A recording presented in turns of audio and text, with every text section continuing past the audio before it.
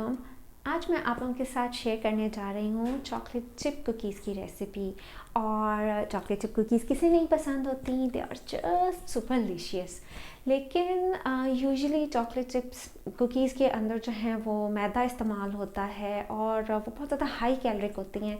Well, high caloric तो ये वाली भी हैं, लेकिन मैं इसमें मैदे के साथ साथ थोड़ा सा ओट मील यूज़ कर रही हूँ, यानी कि जौ का आटा, यानी और उसके लिए मैंने क्वैकर ओट्स यूज़ किए हैं। और ओट्स मैं क्यों यूज़ कर रही हूँ, क्योंकि ओट्स जो है ना बड़ी कोई मज़े की चीज़ होती हैं। आई मीन मुझे नहीं पता था, लेकिन जब मुझे पता चला तो I just fail in love with oats. Oats में जो है ना एक ख़ास किस्म का फ़ाइबर पाया जाता है जिसे हम बीटा ग्लूकेन कहते हैं, और ये बाकी किसी और अनाज में इतना नहीं पाया जाता जितना कि ओट्स के अंदर पाया जाता है। यानी ओट्स में इसकी जो क्वांटिटी है वो बाकी अनाज यानी चावल, गंदम वगैरह की निस्बत थोड़ी ज़्यादा होती है। तो इसका फ़ायदा क्या होता है? इसका एक फ़ायदा तो ये है कि ये जब हमारे निज़ाम हज़म में शामिल होता है, हमारी टमी में जाता है, तो ये बहुत आहिस्ता आहिस्ता आहिस्ता जो है ना अब्जॉर्ब होता है। हमारी बॉडी इसको आहिस्ता आहिस्ता आहिस्ता हज़म करती है।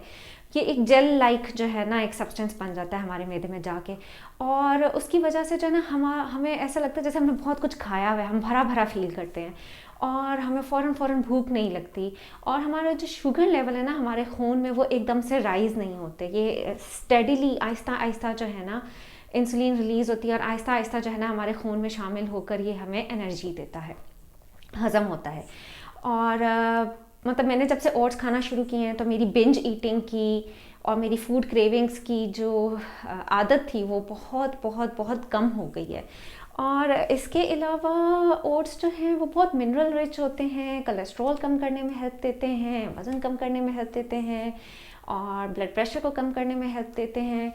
मैंने बहुत से फ़ायदे इसके जो है ना अपनी चॉकलेट ओट ब्राउनीज़ के अंदर डिस्कस किए थे। अगर आप इंटरेस्टेड हैं और आपका दिल कर रहा है तो आप देख लें, यहाँ आई होगी पट्टी या फिर इधर आई होगी, ये जो ऊपर वाइट जहाँ भी आई है, ये जो भी पट्टी आई है ना, इसके ऊपर अगर आप क्लिक करेंगे तो आपको मेरी चॉकलेट ओट ब्राउनीज़ की रेसिपी मिल जाएगी।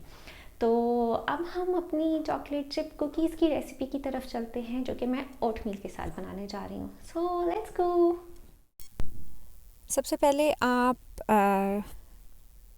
जो है ना अपनी ट्रे को ऑयल लगाएं और उसके ऊपर पेपर रखें और उसके बाद उसको भी हल्का सा ऑयल कर लें।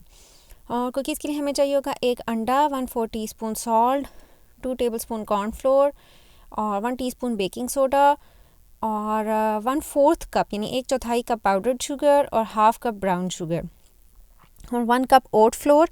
मैंने क्वाकर ओट्स लिए हैं और मैंने ब्राउनी रेसिपी के अंदर जो है ना इसको बताया था कि आप इसको कैसे आटा बना सकते हैं। और 1 cup chocolate chips, vanilla essence और 1 कप घी और 1 कप मैदा।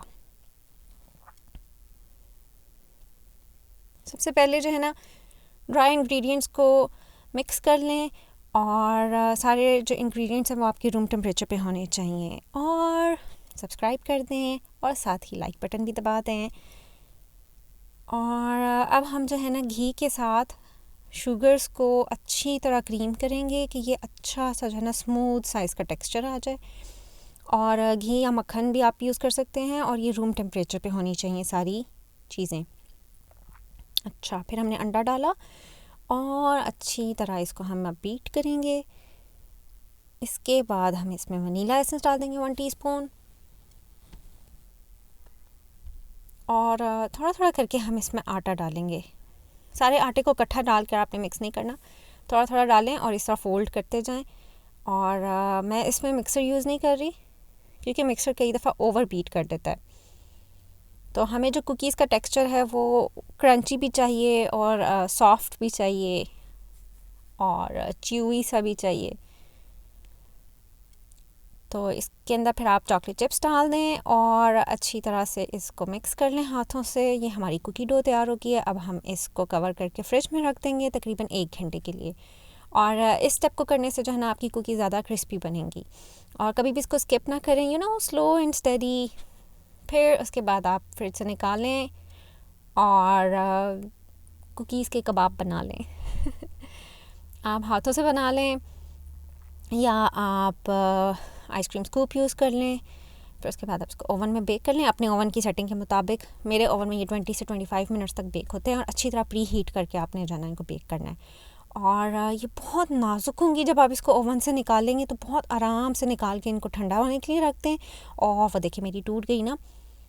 ये बहुत हाई कैलोरिक होंगी, तकरीबन 145 calories, so enjoy in moderation.